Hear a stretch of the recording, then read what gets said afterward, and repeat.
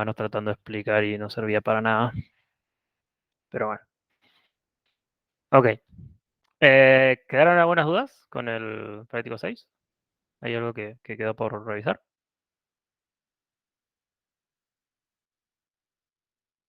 ¿Tienen alguna pregunta, alguna cosa que no les ande? Bien. No, profe, por lo menos todo bien. Joy. Ok, entonces vamos a empezar con el último. Venimos bien entonces. Eh, Vamos a mostrar pantalla entonces. El Last, sí, The Last of Us. O The Last of the prácticos por lo menos. Eh, Bien, para el práctico 7 vamos a ver el último tema, que es el que están viendo actualmente en el teórico, que es el de sistemas de ecuaciones no lineales y minimización. Entonces, nuestro primer trabajo acá va a ser implementar una función que,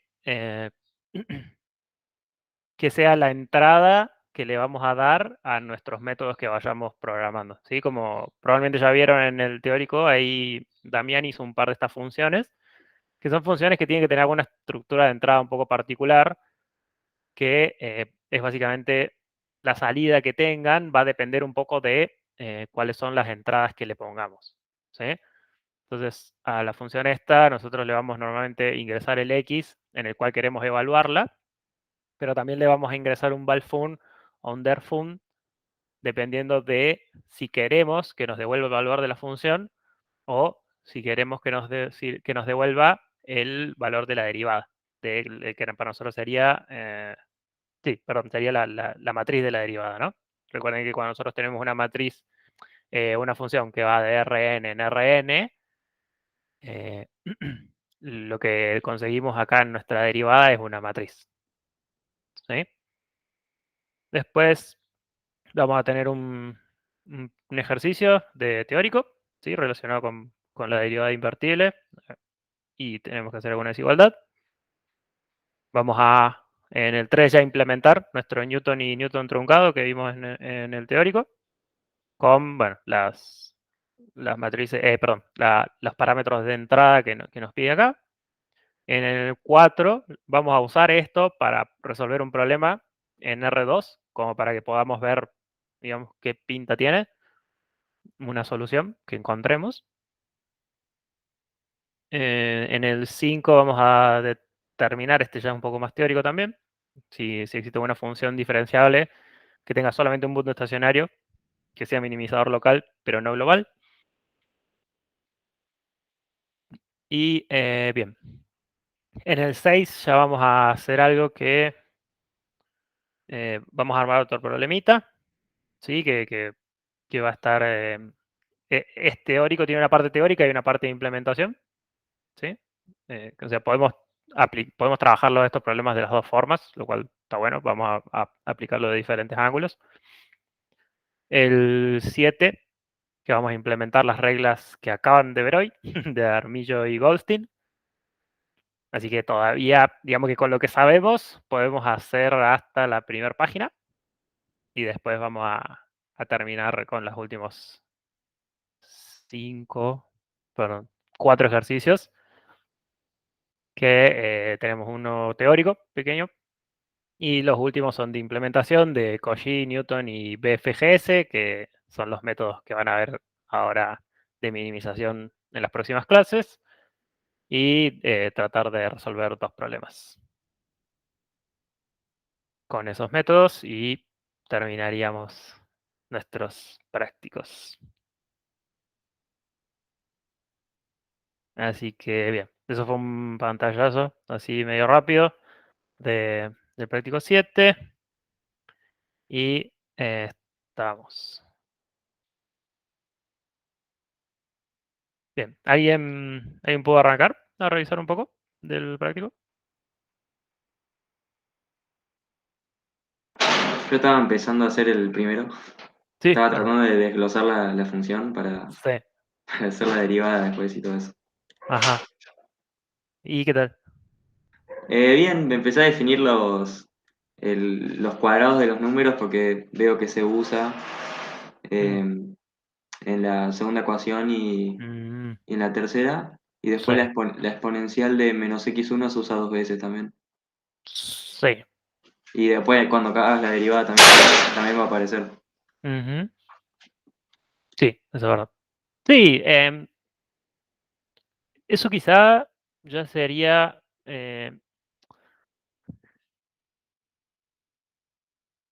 sea, si estos valores sirven bastante, pero en realidad cuando acá hablamos de evitar realizar operaciones innecesarias es más que nada que básicamente si tengo un true acá, digamos, si yo pido el valor de la función acá y acá lo tengo en falso, que no haga esto antes de mostrarlo. ¿Sí? Que probablemente vamos a tener un par de ifs por acá. Pero sí, hay algunos valores que si los podés guardar en algún lugar y los usás de vuelta, buenísimo.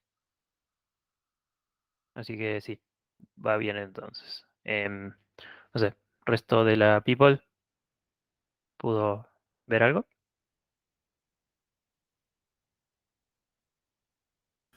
La verdad que no, pues estuve mucho con el proyecto ahí, trabado fuerte. Está bien, no pasa nada. Eh, ¿Pudiste entender lo que te pasé? Javi?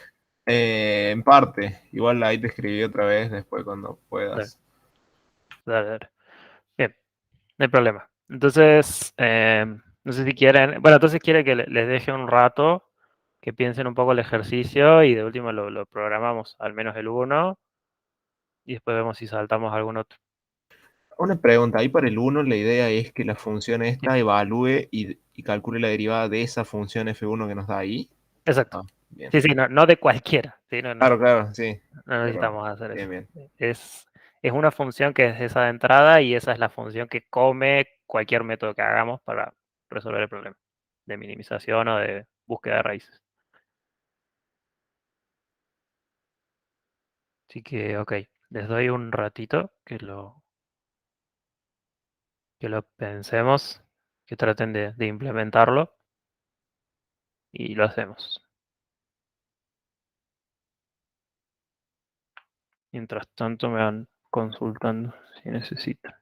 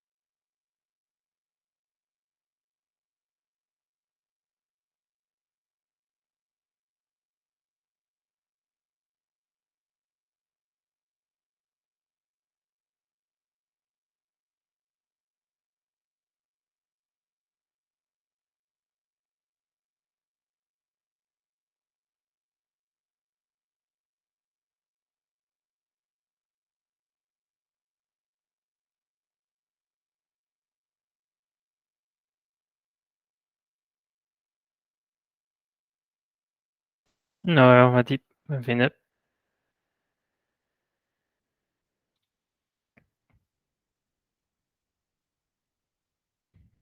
Bien, bueno, tratemos de...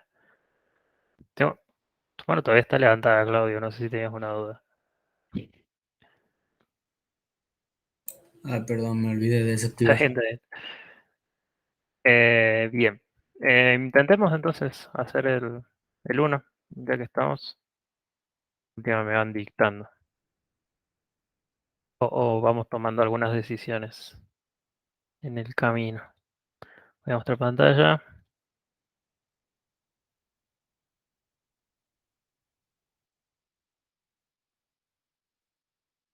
Entonces, ¿se ve bien ahí? Sí. Ok, HD. bien ahí. Qué bueno. En fin. Fue justo la última clase antes de irme. Bien. Entonces, iniciamos la última carpeta que vamos a hacer. Vamos a agregar práctico 7, ejercicio 1. Ahí. Y digamos que esta va a ser como la plantilla que vamos a usar para casi todo. Quizá vamos a usar NumPy, no sé todavía. Creo que sí. Entonces, lo que nos dice el problema es, tenemos que evaluar esa función, ¿sí? Que da un poco de miedo, pero vamos a revisar.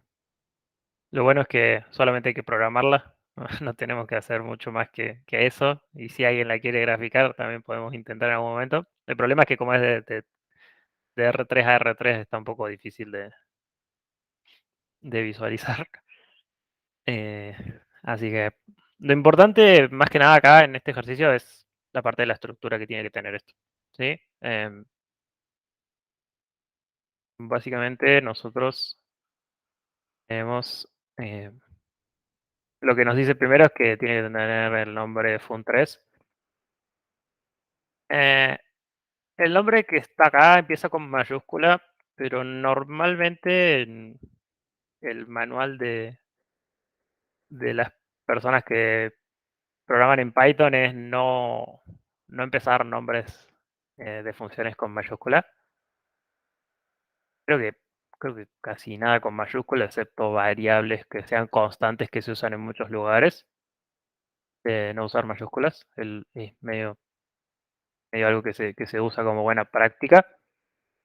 Y lo que tenemos acá es que vamos a recibir un X, una evaluación de la función, que por lo que veo acá en teoría ¿cómo es? Nuestra lógica para hacer esto va a ser la siguiente. Esto, como habíamos visto hace un tiempo, vamos a tener algunos parámetros por defecto cuando llamemos a nuestra función, ¿sí? Nosotros básicamente tenemos 3 parámetros de entrada, que es el X, que es nuestro vector en el cual vamos a evaluar a la función. Después de eso vamos a tener un segundo parámetro que tiene nombre y tiene un valor por defecto que es valFun, que básicamente es true si queremos que nos devuelva el valor de la función, o false si no queremos que lo devuelva, ¿sí? Después tenemos el otro que es derFun, que es de vuelta, es true si queremos que nos devuelva el valor de la derivada de la función, y false si no queremos que devuelva. Y entonces, a veces se pueden tomar como que muchas decisiones al respecto de esto, ¿no? Y una cosa que a veces podemos hacer es empezar definiendo a estas dos cosas como non, ¿sí? Podemos decir, ok, esto va a devolvernos algo siempre, por más que sea non. ¿Sí? Entonces yo puedo pensar siempre en esto, primero es, ¿qué es lo que quiero tener como entrada? O sea, el input, siempre tratemos de hacer esto normalmente primero. Y una buena práctica a veces para no olvidarnos es, ok, yo quiero que esto devuelva f y la derivada, que puede ser non, en el caso de que yo no la pida. ¿Sí? Básicamente, si yo tengo un false acá, yo quiero que esto siga siendo none. ¿Sí? O sea, que vuelva a ser lo que yo quería. Y si esto también es none, entonces acá me va a devolver un none o sea, si acá tengo un false, acá voy a recibir un none. Digamos, esa es la idea que yo quiero tener. Entonces, en principio lo que podemos hacer es quizá decir, bueno, ok, si valfun, no sé, is true, puedo decir esto o puedo decir directamente si valfun, ¿sí? Recuerden que acá esto si es true, el if sigue y ejecuta lo que está adentro, o si es false, como cuando yo no lo pido, entonces me va a decir voy a seguir de largo. Entonces, si es valfun, de alguna forma yo voy a calcular el valor de la función. Y después también tengo el otro. Si verfun, o sea, si llego a tener un true acá, entonces voy a calcular el valor de la derivada.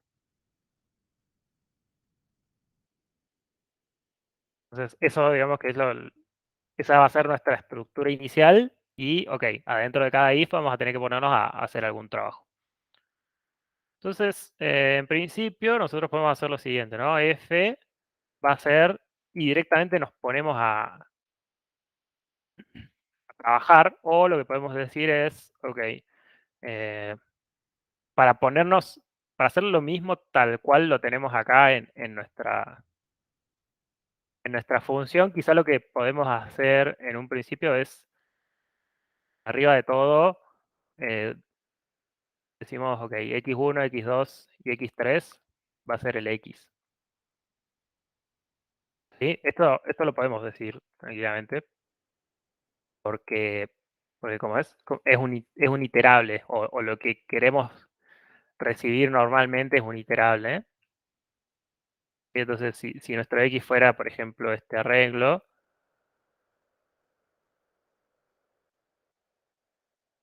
vamos a poner un punto acá, entonces yo puedo decir, o debería poder, en realidad esto no lo probé. Sí, puedo decir esto. Sí, entonces lo que hago con esto es obtener el primer valor de x en x1, el segundo valor de x en x2 y el segundo valor de x en x3.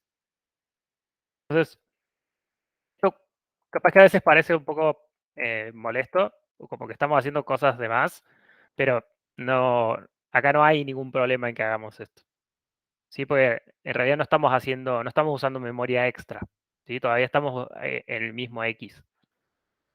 Esto es más que nada una ayuda para nosotros y para la gente que lea nuestro código en el futuro, de que vamos a usar esto como el X1, X2 y X3 que vimos en nuestro práctico, que suele ser la forma en la que trabajamos es, nuestro práctico en nuestro caso funciona como una especie de documentación.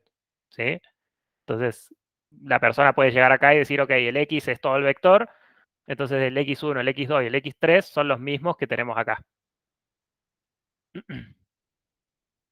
Entonces nosotros podemos pensar quizá que el arreglo que queremos hacer es el siguiente.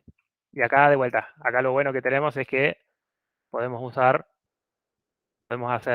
un renglón por cada uno de los valores que yo quiero mostrar. ¿Sí? Esto es una función de R3 en R3, o sea que me tiene que dar un arreglo de 3 objetos. Entonces yo puedo decir, ok, acá esto es x1 más x1 por np.exp de menos x1, ¿sí? Más 3 por x2 más np.sin de x3 menos 3.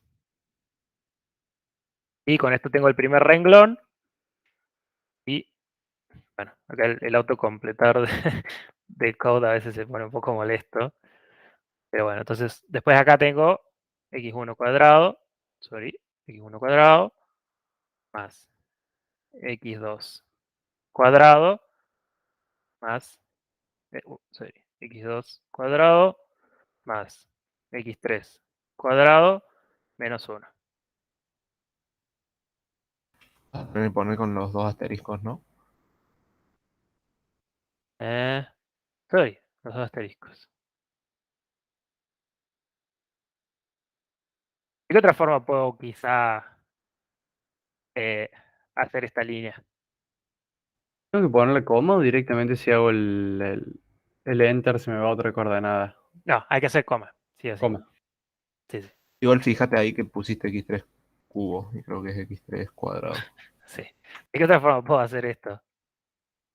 Sin tener que escribir el producto y la suma. Eh, Con la norma eso, ¿no? Norma al cuadrado, ¿no es eso? Sí. O lo mismo que esto, ¿no? El dot de x con x. ¿Sí? Y ¿qué más? Bien, y ahora me queda el último, ¿no? Me queda el x1 al cuadrado más 2 por x2 por np.x de menos x1 más 2 por x3 menos 2. ¿Sí? Y acá algo que suele tener Python es que ustedes pueden poner una coma acá al final e igual lo va a reconocer como algo que devuelve solamente tres objetos. ¿Sí? Pero, por ejemplo, si a ustedes, no sé, algún día están haciendo más código y dicen, ok, yo ya no quiero que sea hasta R3, quiero que sea R4, si dejan la coma ahí, como que automáticamente se van a olvidar de agregarla después y no les va a tirar un error. Pero bueno, son cosas más ya son de otro nivel quizá que no sea esto. Entonces lo podemos dejar así. Y recuerden, lo bueno de a veces trabajar acá con las paréntesis y los corchetes es que podemos hacer esto. ¿Sí? Y podemos ir para abajo y entonces nuestro código no es tan ancho. ¿Sí? Eso a veces es molesto porque si ustedes se ponen a leer una línea de código, o sea, a veces tenemos la capacidad de escribir todo nuestro código en una sola línea, pero eso es ilegible. ¿Sí? Entonces, si hacen estas pequeñas cosas que a veces nos ayudan un poco a la legibilidad, son bienvenidas. O sea, esto es práctica más que nada, ¿sí? No es una cosa de que es algo que les tenemos que enseñar y que es algo que les vamos a pegar con la regla si no lo hacen, pero es una buena práctica que está bueno a veces incorporarla. Entonces, con esto tenemos el F, ¿sí? Entonces, en el caso de que esto sea true, el valfun nos va a venir acá y va a calcular esto. ¿Y después qué tenemos? Bueno, después hay que hacer las derivadas, ¿no? Acá va a ser como un poquito más pesada la cosa. Entonces, una cosa que podemos hacer es definirlas de a poquito, ¿no? Entonces, quizá lo que nos conviene hacer es hacer esto, ¿no? Hacernos un arreglo para cada una de las distintas derivadas que queramos hacer, ¿no? Una es la derivada, ese sería el gradiente de la F1, el gradiente de la F2, el gradiente de la F3. Básicamente sería hacer el gradiente de la primera línea, hacer el gradiente de la segunda línea y el gradiente de la tercera. ¿Sí?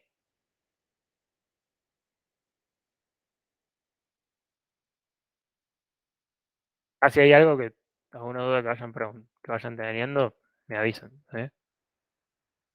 Bueno del code a veces es que nos hace todas estas indentaciones solo, entonces está muy piola. Entonces, en una última instancia, lo que nosotros queremos devolver como DF es una concatenación, ¿sí? Como que acá vamos a tener cada una de las filas de nuestra matriz, ¿no? Cada DF1, DF2, DF3. Entonces podemos hacer que eso sea que las alineemos de forma horizontal, no, perdón, vertical, ¿sí? Podemos hacer un VStack de la de F1, la de F2 y la de F3. Eso sería apilar horizontalmente los gradientes. ¿No debería ser HStack? Eh, creo, a ver, ya que estamos, lo hacemos acá. Tenemos una X y qué pasa si yo hago np. Primero que yo pensé y después vemos, de X con X, por ejemplo. Entonces, eso era lo que yo quería, ¿no? Creo que, Claro, verticalmente. exacto. Claro, entonces no horizontalmente. Eh, sí, es como que apilar ya es vertical y yo estaba pensando que estén de forma horizontal lo que yo quiero apilar. Pero sí, puede ser que haya ahí un tema de nomenclatura. Pues en horizontal uno está alineado con el otro. Sí. Apilar los gradientes como filas. Ahí está. Listo, ya está. Perfecto. Entonces, calcular la derivada haciendo. Perdón. Sería calculando cada gradiente. ¿Sí? Entonces, acá de vuelta. Luego acá y. Ok, ¿cuál es la derivada por x1 de todo este bicho? Tenemos un 1, ¿no? Que es x1 más. Acá tengo un producto, La ¿no? derivada del producto, menos x1 por Euler a la menos x1. Euler, ¿qué? El exponencial. Ah, me asusté. Bien, claro, es eso y Más, después más el tenemos un exponencial. menos, claro, menos x1 por la derivada de la exponencial, que es ella misma, por la derivada de lo de adentro. Bien.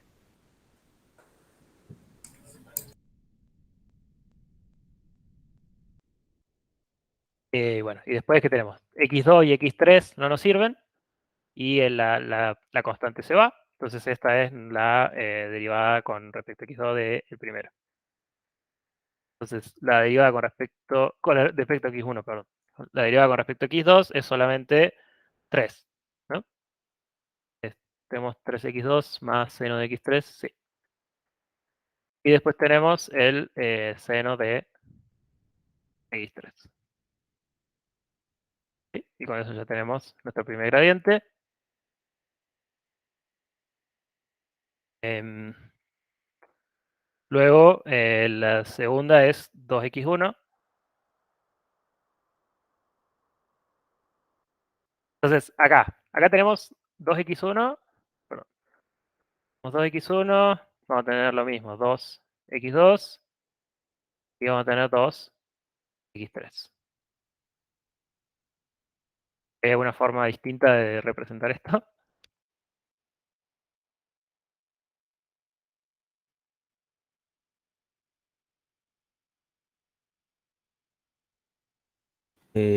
Dos por el vector X. Exacto. Eso es lo mismo que 2 por x. Porque esta es la parábola, básicamente. Es una parábola movida, pero el gradiente es solamente 2 veces el mismo. Bien, y ahora nos queda la última, que es 2x1 más 2x2, perdón, menos 2x2 por la exponencial de x1, de menos x1. Después, la segunda fila para nosotros sería... No baja el. Ah, no dije nada, no dije nada.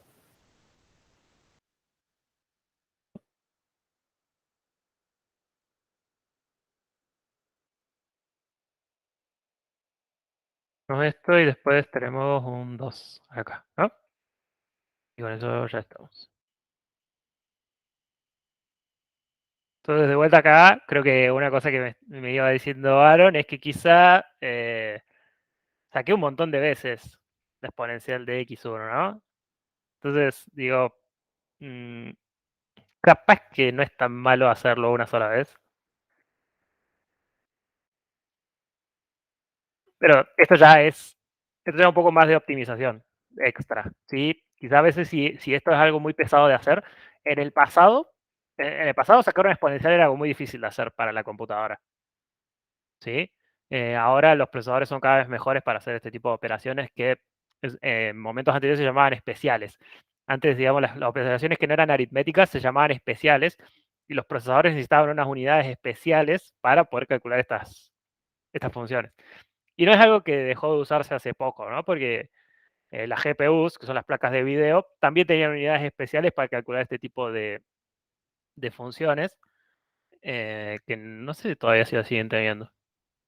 Eso lo tendría que averiguar. Pero bueno, antes calcular exponencial era muy caro, entonces podíamos pensar que en vez de calcularla todo el tiempo, la calculamos una vez, la guardamos en un espacio de memoria y directamente la usamos. Y entonces acá lo que puedo hacer es, ok, me busco, es más sencillo hacer esto, ¿no? Vamos a dejarlo esto así, vamos a dejarlo esto así, y tenemos la posibilidad acá de hacer un Control Shift F, no, Control F nomás, porque esto es buscar en todo. Tenemos acá todas las ocurrencias de -x1. Entonces, nosotros si nos ordenamos más o menos para escribir, además, nos van a quedar siempre iguales estas expresiones. Entonces puedo decir, ok, acá, toco acá en el code y digo, a esta la quiero reemplazar por x de x1. Entonces nos dice acá todas las veces que encontró x de x1 y acá dice que esta es la segunda, o sea que es esta.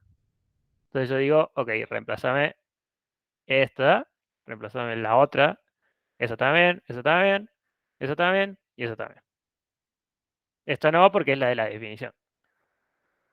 Entonces con esto logré ahorrarme un montón de escritura, ¿no? Una vez que hice todo este reemplazo. Entonces con esto ya tengo una forma bastante eficiente, creo, de calcularme todos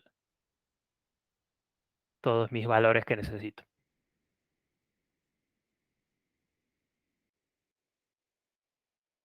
Y con eso ya estaríamos, ¿no? En un principio, nosotros, sí, Ahí en el DF1 debería ser sí. coseno. Por la derivada. Acá, Sí, coseno en vez de. más coseno, sí, gracias. Bien.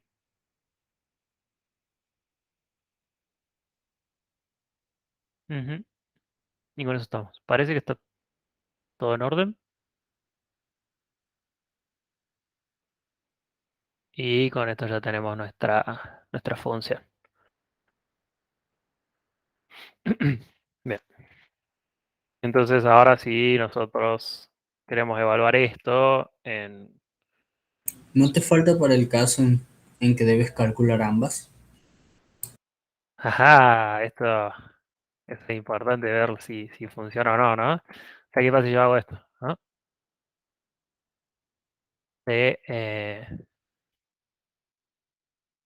Vamos a evaluarlo en unos de 3, ¿sí? O sea, 3 veces unos. Y hagamos true y true.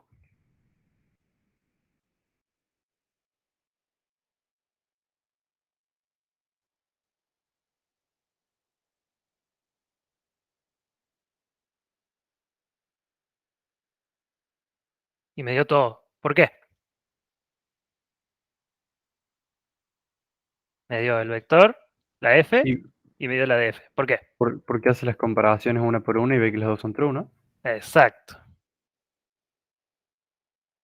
Tal cual dijo Bauti. Si yo lo armé de esta forma al código, entonces primero me fijo si tengo valfum y hago algo. Después el código se sigue ejecutando. Recuerden que si yo no pongo un... O sea, haría dos cosas distintas en el caso de que tenga un else. ¿Sí? Pero acá, una vez que pasa por el if o no pasa, no importa, sigue ejecutando el código y lo próximo que sigue es preguntar si existe derfum. ¿sí? O sea, no le importó en realidad si existía valfun antes o no, si estaba bien definida.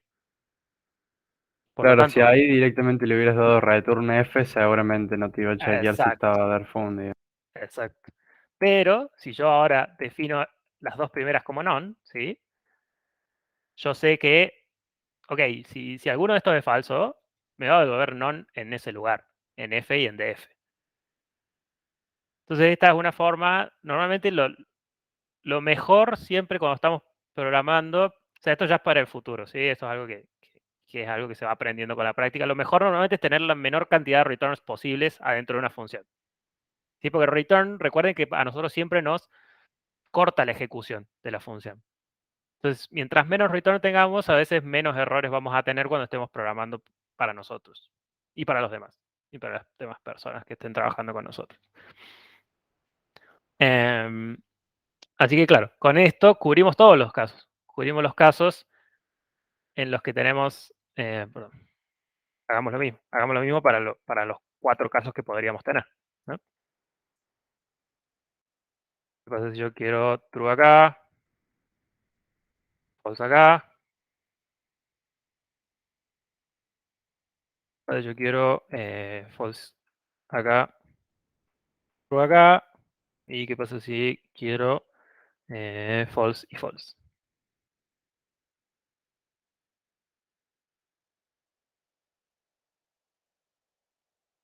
Em, Vamos a imprimir esto como medida de seguridad para que nos sirva para separar. Y si yo ejecuto esto, entonces, en mi primer caso era true y true, por lo tanto, conseguí las dos cosas. En el segundo caso era true y false, por lo tanto, consigo mi función, pero no me da la derivada, porque no la necesito. Para false y true, no me da mi función, pero me da la derivada. Y para doble false, no me da nada. Entonces, con esto pude manejar todos los casos. Y el código creo que quedó más o menos lindo. O sea, eso es algo que nos vamos a ir acostumbrando con el tiempo, pero es un código que más o menos se puede seguir y se puede meter manos con menos miedo, digamos, a romper algo.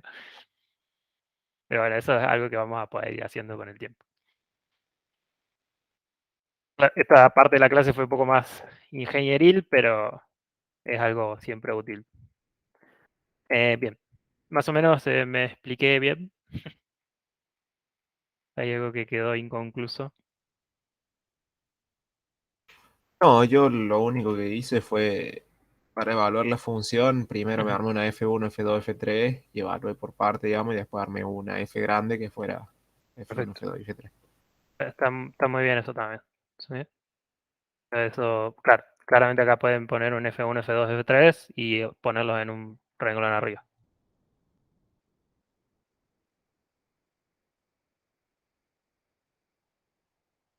Bien, ok. Em,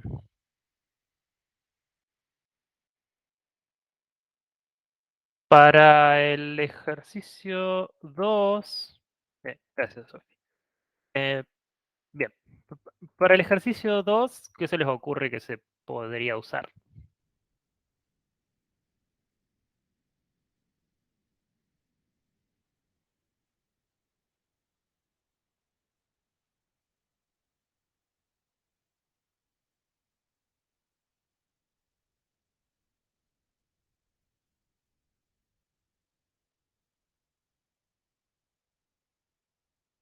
El ejercicio 2 es, tenemos una función de Rn en Rn diferenciable en x barra que tenga una derivada f' que al evaluarla en x barra es invertible. ¿Sí? O sea, la función, la matriz esta que nosotros conseguimos de la derivada evaluada en x barra es inversible.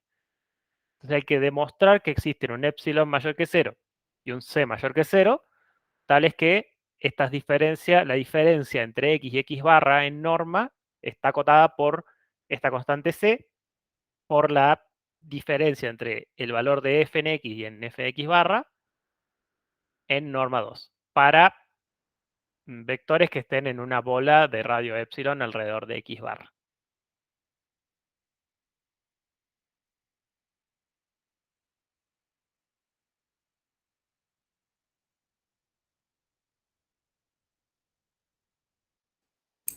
Esa diferencia puede ser que, o sea, hay que hacerla tender a cero, o sea, como es una bola, Ajá.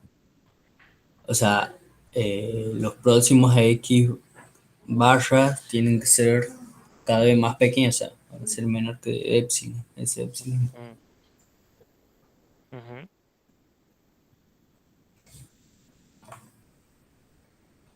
Sí, sí, puede ser muy similar a eso, pero podemos también usar otra cosa, ¿no? Eh,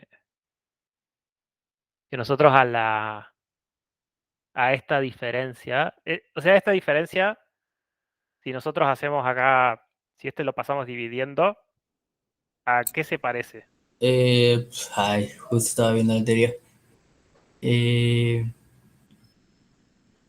no me va a salir el nombre. ¿Cómo se llama este? ¿O grande o chica? Sí, pero fíjate que acá lo que estamos haciendo es derivar, es restar f, es f en Ah, x ya menos f entendí. en barra de x y Ujú. divido por x menos x barra. El cociente incremental vamos a tener. Exacto. Bien. Entonces esto sí lo podemos aproximar por la famosa derivada, la Claro. famosa matriz de la derivada. ¿Sí? Entonces básicamente esto se parece mucho a hacer f' en x menos x barra. ¿Sí? Entonces ahora, o sea, lo bueno es que es una matriz inversible, ¿no? Entonces tiene, eh, ¿cómo es? Inversa. Ahí. Sí, ¿Que existe la derivada? No. sí, o sea, la derivada sabemos que existe, Claro. sabemos que al ser inversible, acá tenemos una, ¿cómo es? No sé si se acuerdan de análisis 3 de que hay el teorema de la, ¿cómo era? De la función inversa. Sí, exacto, gracias. El teorema de la función inversa nos dice que si llegamos a tener esto, que, eh, que la f' en x barra es inversible, entonces existe un epsilon tal que este bicho es inversible en todos lados, adentro de esa bola. ¿Sí? Entonces, digamos que esta nos viene gratis por el otro, por el teorema este de la función inversa, como dijo Aaron, creo. Em, no veo las pantallas, los nombres, pero creo que voy acordando un poco las voces. Eh, y entonces, el C lo podemos tomar como quizá la norma de la matriz o algo similar. Podemos llegar a encontrar algo de ese estilo. Creo que les voy a dar esa ayuda y fíjense ustedes si lo pueden pensar. Si no, después lo haremos un poco más formal, pero creo que esas dos guías alcanzan bastante para que lo podamos hacer. O como que podemos llegar más o menos lejos. Entonces esa es mi ayuda para el 2. Em, para el 3. Ok, el 3 ya de vuelta. Tenemos que implementar. Tenemos dos funciones con nombre Sol Newton y Sol Newton truncado que ejecutan el método de Newton y el de Newton truncado respectivamente. Deberán tener como entrada una función func, como la del ejercicio 1, un punto inicial x0, una tolerancia de error epsilon y una cantidad máxima de iteraciones m. Y hay que verificar el funcionamiento encontrando la raíz de la función esta. Bien. Nos tomamos un ratito. Les doy un ratito para que lo piensen, que Si Dale. quieren pensar un rato el 2 y después hacemos el 3, después o vamos bien.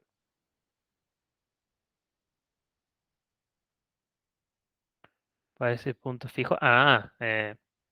Sí, se puede usar. Creo que se puede usar punto fijo, pero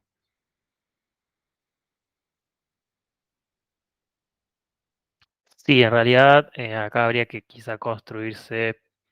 Como que punto fijo, recordemos que funciona solamente si es contractiva, ¿no?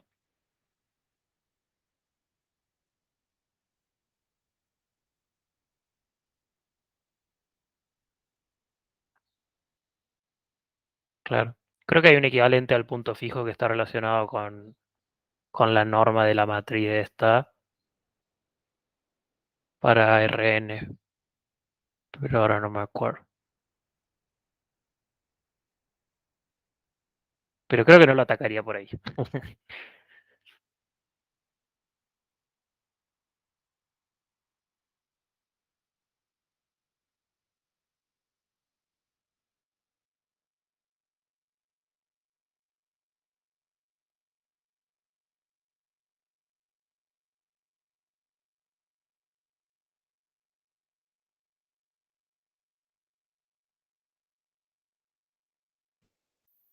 Hacemos, no sé, unos 5 minutos, pero si necesitan algo me chiflo.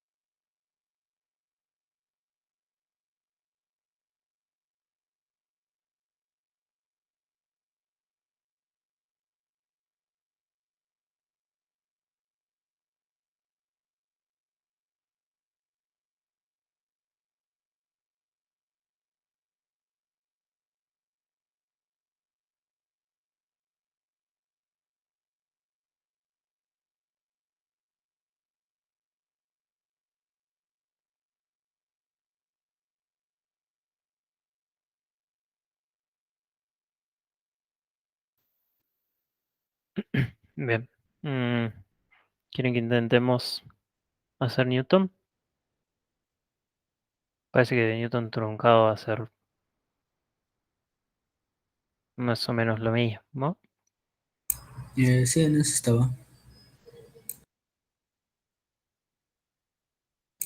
Ahí no sé qué va en el pseudocódigo, pide encontrar el D por resolver el sistema de Ujú, ecuación de M por D ujú, igual a menos R.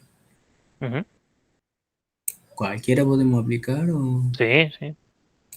Cualquiera menos linarg.solve de NumPy. Un sol quadmin del práctico 4 ahí. Ojo. Ojo que no les conviene hacer cuadrados mínimos, ¿no? O sea, a ver. Buena pregunta. Ahora me hiciste pensar. Sí, podemos hacer sol quad mim. Sí, sí. Si no, otro rap. Habíamos hecho otro después en el práctico 5, no me acuerdo. Sí, acá el problema normalmente es qué pasa si el rango no fuera completo, ¿no? O sea, claro, no podemos asegurar que el rango sea completo. A ver, bueno, ya que tenemos esas preguntas en mente, empecemos lo del principio un poco y lo vamos charlando.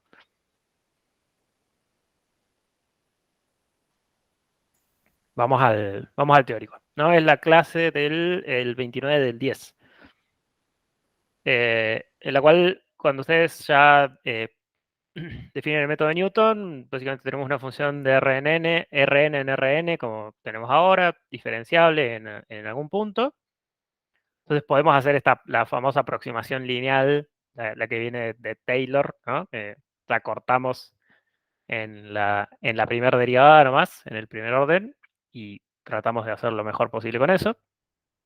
Y la iteración de Newton es directamente que el xk más 1 es xk más una dirección k, que viene de resolver el sistema lineal f en xk más f' en xk por esta d igual a 0. ¿Sí? Entonces el método de Newton que nosotros tenemos que calcular básicamente es, vamos a tener una entrada, que es la f que nosotros teníamos antes, un x0 que va a ser un punto inicial, un epsilon mayor que 0 y un m en los naturales, que va a ser la cantidad de iteraciones máxima que a partir de la cual voy a cortar. Y bueno, la salida nuestra tiene que ser la aproximación del x estrella, ¿no? Entonces, definimos un x igual a x0 en nuestro primer paso. Nuestro r va a ser evaluar la f en el x inicial. Y tenemos el m, que es la matriz evaluada en x. Y nuestro sigma, que es la norma 2 de r. Como verán, siempre medio que puede ser cualquier norma, ¿no? Lo que ya sabíamos hace un tiempo. Entonces, digamos que el paso más importante acá es, ahora empezamos a hacer nuestro bucle. Y nuestro paso más importante acá es este, ¿no? Es D que sea la solución de m por d igual a menos r. Entonces acá ya tenemos que pensar un poco en qué es m. M va a ser una matriz n por n, ¿no? Entonces, si esa matriz fuera inversible, en un principio podemos usar cualquier método que teníamos antes, ¿no? Excepto quizá Cholesky, ¿no? Podemos resolverlo con LU, podemos resolverlo con QR, podemos resolverlo con SPD, pero puede llegar a pasar que justo la M no sea, ¿cómo es? No sea Son diferenciable, completos, dicho. claro, que no tenga rango completo la M. Y ahí es entonces donde quizás podríamos llegar a tener algún drama si usamos así nomás LU, así nomás QR. Entonces, quizá, bueno, como una buena salvaguarda, sea bueno usar algún método de cuadrados mínimos, en el caso de que no tengamos una aproximación verdadera. Así que podemos quizá usar eso. Podemos usar un sol quad mim.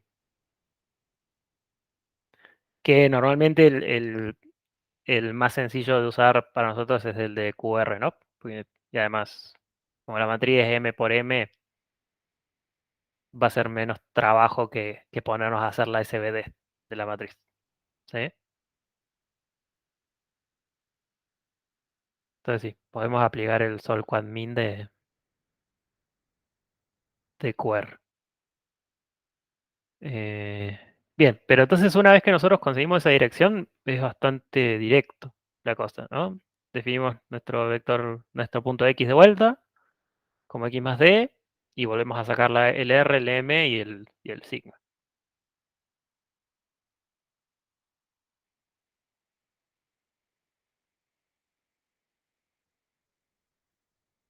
Bien. Ok. Lo intentemos escribir entonces.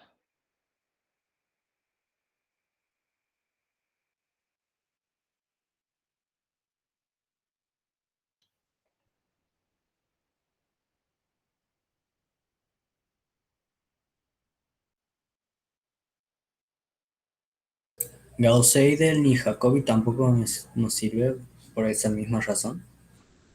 Em, y son todavía menos útiles, ¿no? Porque necesitamos más restricciones todavía sobre la matriz, ¿no? Ah, cierto, tienen que ser cuadrada, creo. No, o sea que sea cuadrado no hay drama. El problema es que también no podemos asegurar convergencia con Claro. Gauss-Seidel y Jacobi, ¿sí?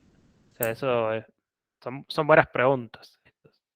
No nos conviene usar métodos iterativos en este caso, sobre todo porque funcionan la mayoría cuando tenemos o matrices simétricas o son mucho mejores cuando la matriz es ralda o no sé.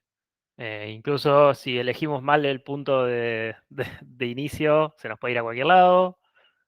O puede tardar mucho en converger. ¿Sí? Lo bueno de tener QR y sobre todo con matrices no tan grandes, lo bueno de tener QR es que es algo que ya sabemos que vamos a conseguir una solución o lo más similar posible, ya por cuadrados mínimos, y entonces nos sirve mucho más. ¿Sí? Todos estos métodos iterativos normalmente digamos, nos ayudan mucho en problemas muy grandes. En problemas muy grandes en los que quizá no sea conveniente, no sea conveniente hacer QR, alguna descomposición, y también que sepamos que tienen algunas propiedades lindas, al menos la matriz que se genera, por ejemplo, el de las derivadas, ¿sí? El de la ecuación del calor, la podemos hacer tan grande como nosotros quisiéramos, y el método iterativo va a seguir andando rápido. En cambio, hacerle la descomposición matricial a eso puede llevar mucho tiempo. Sí, entonces, en este caso, nosotros lo que vamos a querer usar más que nada es algo que sabemos que anda.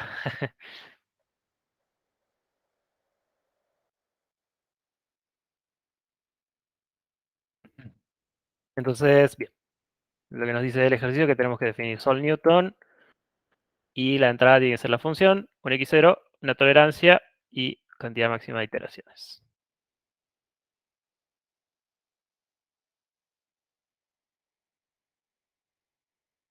Entonces, la función, x0, un epsilon y un m.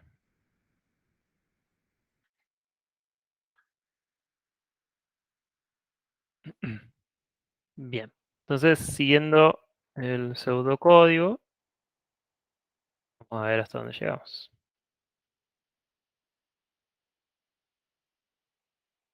Entonces, nuestro x o x más, le podemos poner directamente x, lo definimos como x0. Acá podemos hacer lo que habíamos dicho antes de hacer una copia, pues si no lo vamos a estar cambiando. Nuestro r es igual a...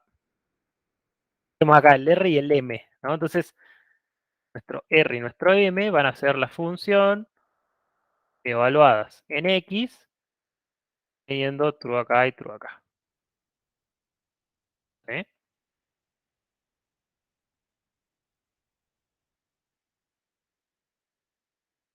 Y después nuestro sigma es la norma de R. Entonces esto sería Perdón. Sí, ¿qué pasó? ¿Por qué fun en X true y true? Porque lo que yo quiero es la f y la derivada evaluadas en x. ¿Sí? Claro, pero eso no tenemos que llamar otra función, ¿o no? No, es la misma, ¿no? O sea, va a ser esta. Va a ser esta, que se va a evaluar en x, y voy a necesitar, voy a Ah, tener el valor de la función y la derivada de la función. sí, tenés razón. Sí, Ujú. perdón.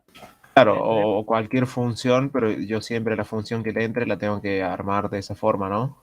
Que me Exacto. pida un Toda X, la... un... Sí. Exacto. Bien. Eso es muy bueno, ¿no? Esto ya es más ingeniería que otra cosa. Si yo voy a usar Newton, las func que yo cree van a tener que ser de este estilo, del mismo estilo que hice la del ejercicio 1.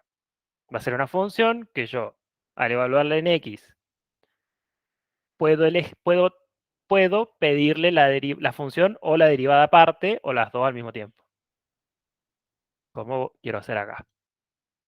¿Sí? Entonces, esto capaz que decimos, bueno, le pido que tenga esto así más lindo todo, que tenga todo el mismo nombre, y lo puedo decir así. Entonces, si la función que yo llego a hacer no tiene nada de esto, o no acepta esta entrada, se va a romper el código. Pero bueno, yo acá pido que mi función tenga esta estructura. Eh, bien, entonces esto ya terminaría el paso 0. Entonces, de vuelta, el paso 2 va a ser un return del x nomás. Lo sacamos de encima el último paso. Paso 1.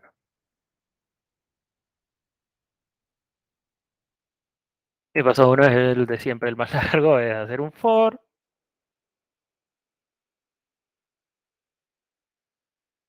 Hacer it en el... No, K. Tiene que ser el mismo K en el rango de M.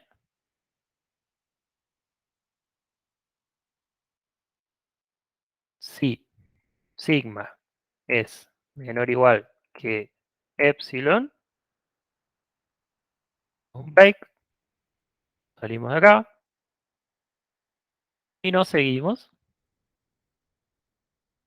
y hacemos D, va a tener que ser, bueno, sol quad min, que nos traeremos de algún lado, de M y menos R.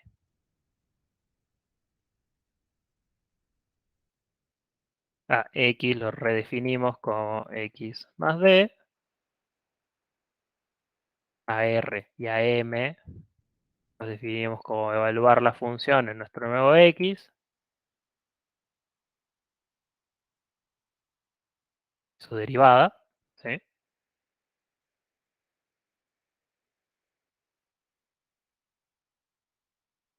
¿Y qué nos falta? Ah, sigma. Sigma igual a...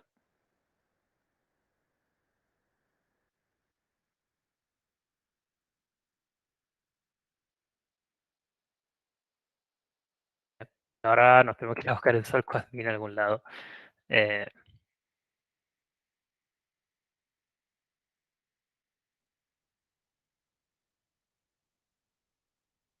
Práctico 4, ejercicio 7, creo que era. este. Interesante. Entonces nuestro sol quad min nos daba también la norma del residuo. Entonces esto va a ser de algo.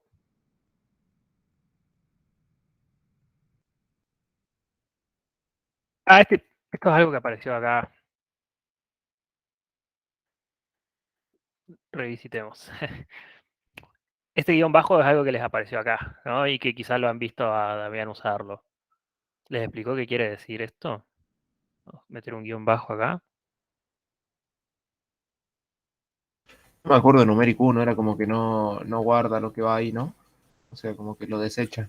Sí, en realidad eso es... no es que esa variable no se usa, o sea, la computadora la usa igual. ¿Sí? O sea, acá igual, entonces ustedes pueden llamar a esta misma variable más adelante si la quieren usar. Normalmente se la llama así con un guión bajo porque es algo que no queremos que no vamos a usar. Entonces lo desestimamos poniéndole un nombre que es una tontera. ¿Sí? El problema es qué pasa cuando esto es algo que quizá ocupa mucha memoria, ¿no? Quizá para nosotros era una tontera, pero era una matriz gigante, como en este caso. Quizá podemos armar algún método que no necesita la derivada. Podemos decir, ok, hacemos esto, pero si esto no está lo suficientemente bien hecho, como nosotros dijimos, que es para que solamente lo obtengo si lo necesito, como que esto no va a ser algo insignificante. Pero si nosotros lo definimos bien a esto, o sea, nosotros podemos hacer esto, podemos pedir que no nos dé la derivada y yo sé que acá va a haber un non, digamos, esto no molesta a nadie y no guarda mucha memoria. Esto sí es Pythonico, la verdad que a mí no me gustaba mucho, pero es como bastante común. De hecho, por ejemplo, si yo no voy a usar mi K, pues si fijan, acá yo no uso mi K, también a veces la gente hace esto. Pero bueno, hay que usar dos variables distintas, ¿sí? O sea, esto ya no lo puedo usar acá, por ejemplo. Si, por ejemplo, yo tuviera tres argumentos, el guión bajo me recibiría los dos ¿Ah, que están sí? después del primero. No, o sea, Eh, si Sol Quadmin me ah, devolviera tres cosas y yo pongo D, coma, guión bajo, no. uy, Dios mío, No, si se no puedo. fijan, por ejemplo, lo que habíamos hecho acá. Si te fijas acá, yo tenía tres valores en el X. Si yo hiciera esto, por ejemplo, se me debería romper. Sí, porque tiene muchos valores para desempaquetar, básicamente.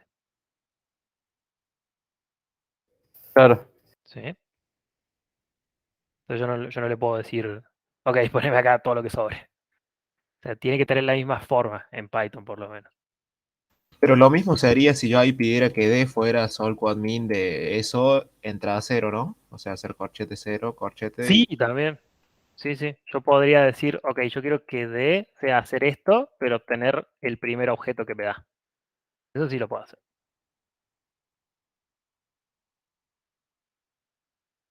Puedo hacer eso mismo también.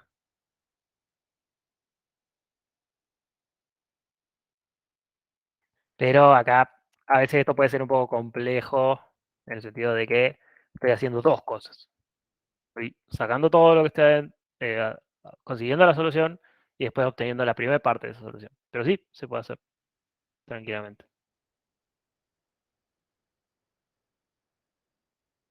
O sea, esto nos ayuda justamente en el caso de que tengamos muchas cosas para desempaquetar, como le pasa en este caso.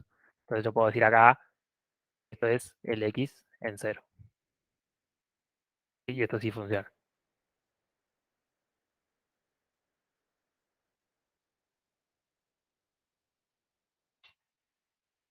De Python. Eh, pero bien. Entonces, esto debería funcionar en el caso de que yo tenga un sol quadmin. Eh, que lo tengo que ir a buscar por algún lado, que era acá.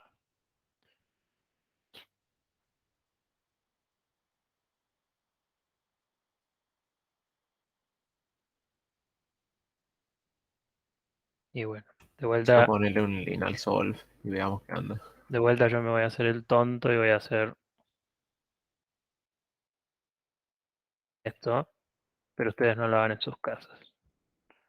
Eh, bien, entonces nuestro test va a ser traernos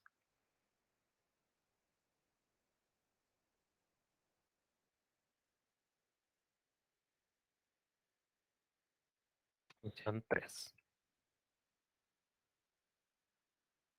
Nuestro test va a ser, vamos a definir,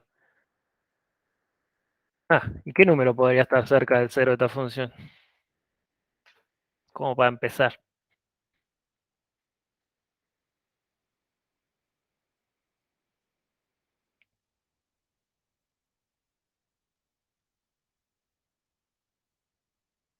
Bueno, el 312 sería el cero de esta función, ¿no? creo que para esto se programan estas funciones. Muy bien, buena respuesta. Entonces arranquemos con cualquier cosa. Y veamos si Si es lo suficientemente bueno lo que hicimos.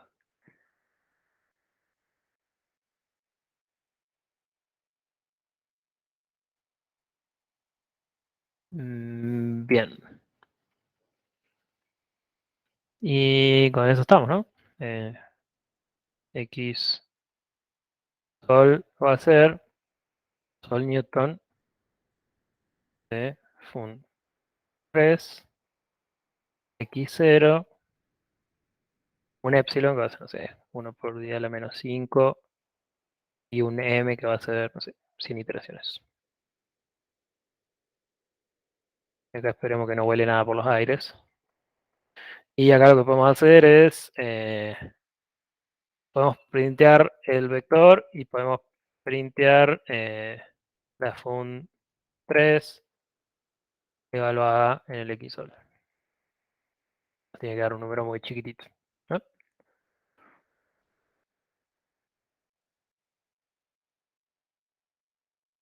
Bien.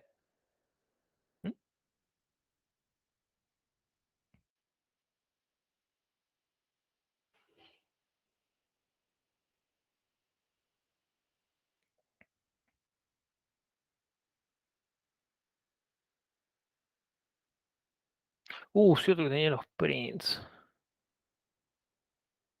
Bankelman.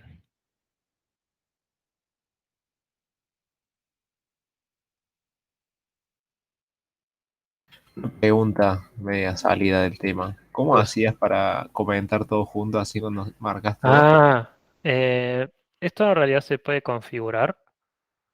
eh, pero si, por ejemplo, seleccionan, o sea, seleccionan todas estas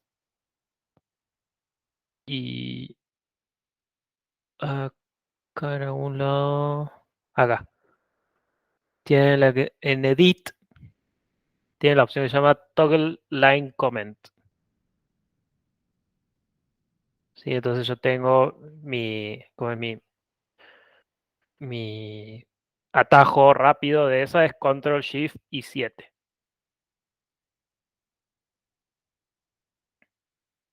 Pero esas cosas ustedes las pueden setear.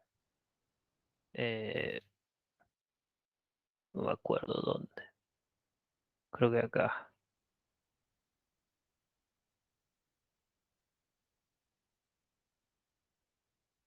Acá hay un montón de comandos que pueden. Hay un montón de comandos que ustedes pueden configurar. Pero sí, es así. Yo también tengo el control y la llavecita esa y anda. Así que de 10. Nice. Ok, parece que acá en algún lado no le está gustando. Y aparentemente no estoy obteniendo una matriz y un R. Ah, es que le pusiste true y false ahí Uy, dentro del capo for. que soy. Gracias.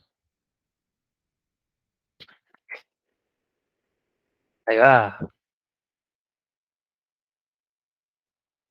Bien. Entonces, este es el cero de la función. O sea que creo que nos lo íbamos a sacar. Y este primero es el valor.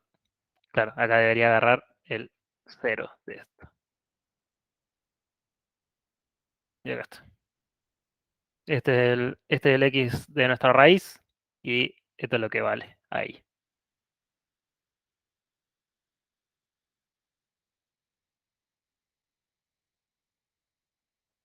Así que salió. Salió bien.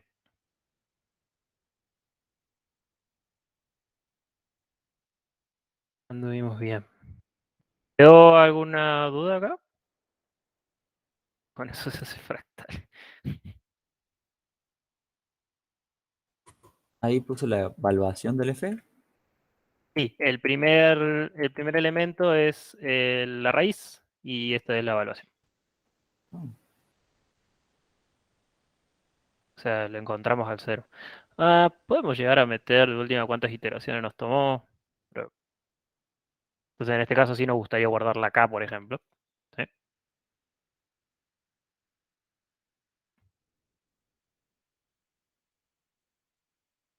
Control llave de cierre. Sí, puede ser. Eso ya. cada persona lo define como mejor le guste. Y con eso hacen fractales, sí, ese es el proyecto de Matías. ¿Viene por default? Sí, depende del sistema operativo también. Por lo menos yo no lo encontré ahí la primera vez que lo hice. Profe, una pregunta. Sí. Cuando el subespacio es todo RN, ¿conviene usar QR? Em, ¿A qué te referís con el subespacio? O sea, ¿puedo decir con el rango? Claro, porque ahora, o sea, Ujú. capaz que estoy confundido, pero Ujú. digamos, queremos encontrar la solución exacta al sistema, pero Sí. sin restringir el subespacio, ¿no? Sí, entiendo lo que decís. O sea, podríamos usar cualquier otra cosa que a nosotros nos encuentra soluciones para rango completo, como LU, capaz que como más livianito, ¿no? Eh, pero no sé si hay algo, no me acuerdo si hay algo teórico que nos asegure que esto siempre tenga rango completo. Es como que ese es el miedo que tengo yo. Ah, claro, ya entendí cuál es el ¿Sí? problema. Claro, Claro, fíjate que capaz que no tiene rango completo la matriz, por más que sea cuadrada. claro, ¿Sí? sí. Entonces ahí como que estás chao si no lo encontrás. Sí, lo ideal sería, si justo nos da rango completo, usemos LU, que para nosotros es el más barato y funciona para todas las matrices de rango completo. ¿Sí? Pero si no, difícil. Pero sí, es una opción. O sea, podemos a veces hacer eso, ¿no? Confiar en que directamente lo vamos a encontrar siempre y bueno, si no lo encontramos, chao el método, lo cual, digamos que numéricamente es muy difícil a veces tener algo de rango incompleto, sino lo que va a terminar pasando es que puede estar muy mal condicionada la matriz. Y bueno, esa es otra buena razón para usar QR. Recordemos que cuando está mal condicionada la matriz, eh, capaz que mejor QR, ¿no? Porque la Q que se genera es de norma 1. Entonces nos ayuda más. Recordemos que cuando el número de condición de la matriz A es muy feo, se multiplican los errores que tengamos en L y en U. Entonces las dos van a quedar de condición muy fea. ¿Sí? Ok, ok. Sí, no, no había pensado en eso. No sé, es algo que... Y con- Ujú.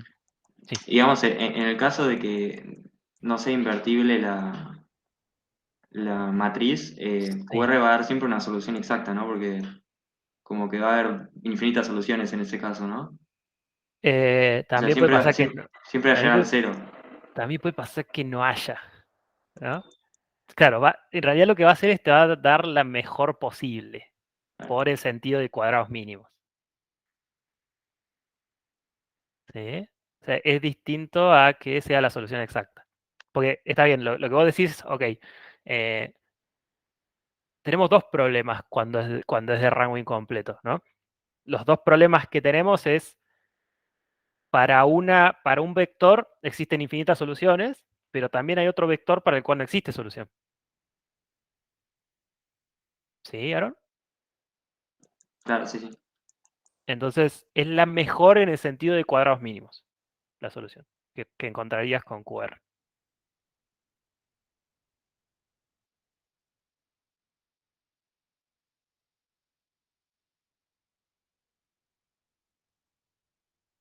Bien. ¿Quedaron dudas? ¿Algo que no sé, que no pude explicar bien? ¿O algo de eso?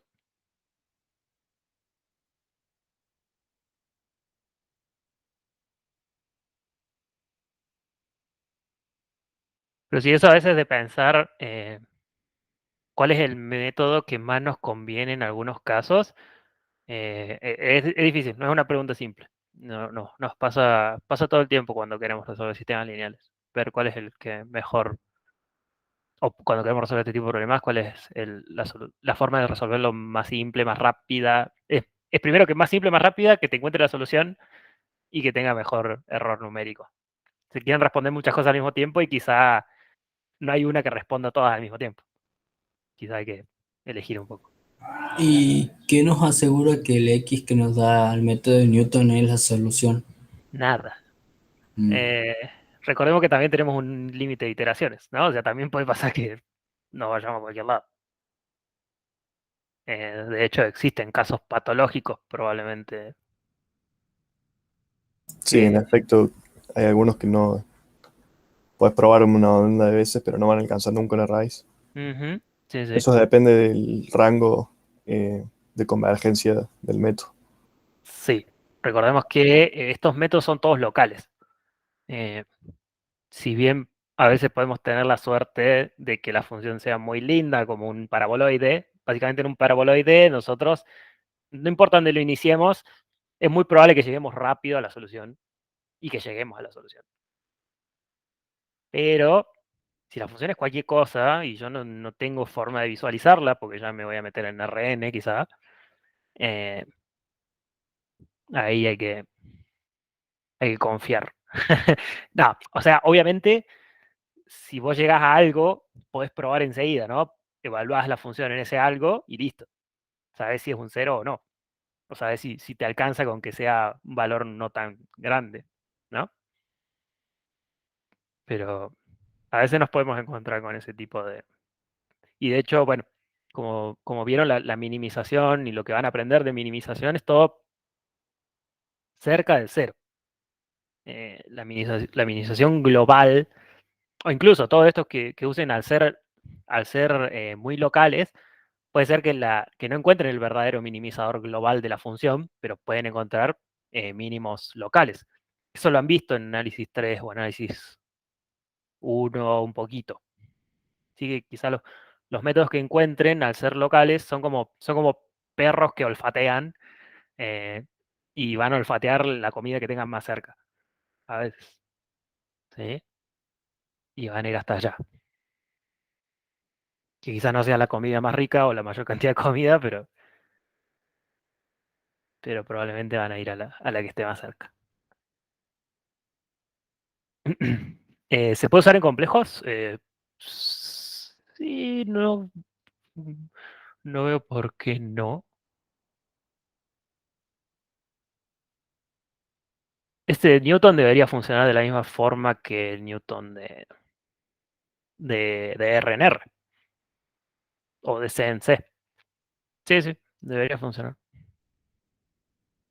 Modelar Discute. el olfato del perro. ¿Eh? Sí, no. Nada, le digo que después te quería consultar algo porque está complicado. eh, Ujú. ¿Cómo es? O sea, me estuve fijando, bueno, les comento a todos, de paso. Yo estoy haciendo que vaya de R2 a R2 porque con los complejos pensé que era un poco más complicado, pero ahora se complica de pasar de complejos a reales. Onda, porque ¿cuál es la idea? Vos tenés una FZ, ponele igual a Z al cuadrado y tenés que hacer que Z sea X más Y. Y bueno, y ahí separás en real e Ujú. imaginario y tenés más dos funciones. Pero, hay funciones que son un asco. Como no sé, z a la 4 más 3i. Y eso no tengo ni. O sea, eso realmente no sé qué es. Ni siquiera el Wolfram me lo tira en la parte real o imaginaria. No sé cómo se hace eso. Entonces, bueno, después te voy a preguntar de eso. Z a la cuarta más 3 y ok. O sea, es z a Sí. la 4 más 3i. O sea, ni idea. Ah, Z a la 4 más 3i. Ah, sí. Es que ustedes No hay forma. no vieron variable compleja todavía. Claro, esa es la cosa. Sí. Se tiene que aprender a evaluar en eso. En realidad, es como. Es más sencillo de lo que parece, pero tienen que aprender algunas cositas interesantes de los complejos que las van a aprender en el futuro. De funciones analíticas o de variables complejas, dependiendo de la carrera. Pero sí, sí, hay algunas cosas que son un poco raras. Bueno, como saben que a la IP da -1, ¿no? Ahí justo lo que dijo Bauti.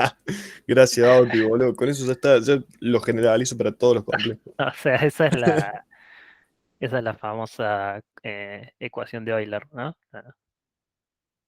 Es como en teoría, la ecuación más linda de la matemática porque usa todas las cosas lindas que nos gustan, digamos.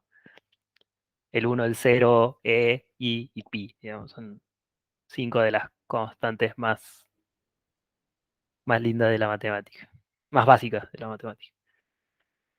Y en los complejos es más complejo, sí. Gracias, Javi. Bueno.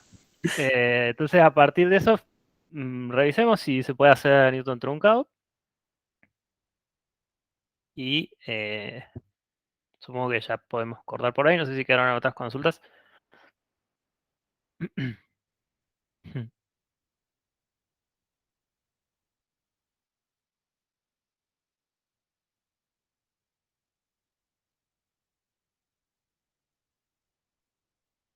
Parece que no. Muchas gracias por todo. Nada. Nos vemos. Así que voy cerrando, entonces. Voy terminando de grabar. Y bueno, la gente que se quiera ir, buen fin de. No sé si puedo robarte unos minutitos. Nos vemos la semana que viene. Sí, vemos ahí, creo, no sé si que Tengo quede una consultas. pequeña ahí duda con el proyecto. Sí, yo también. Bueno, hablamos un Yo rato. también tengo duda, pero me tengo que ir. Así que después, si podés, No, Javi, no te vayas, mail y nada, a ver si. Mándenme puedo mails terminar. también, recuerden. Mándenme mails y vamos viendo. Sí, no muerde Luis por mail. Tenemos una conversación ahí como de 55 mail. Ah, sí, 47. Bien.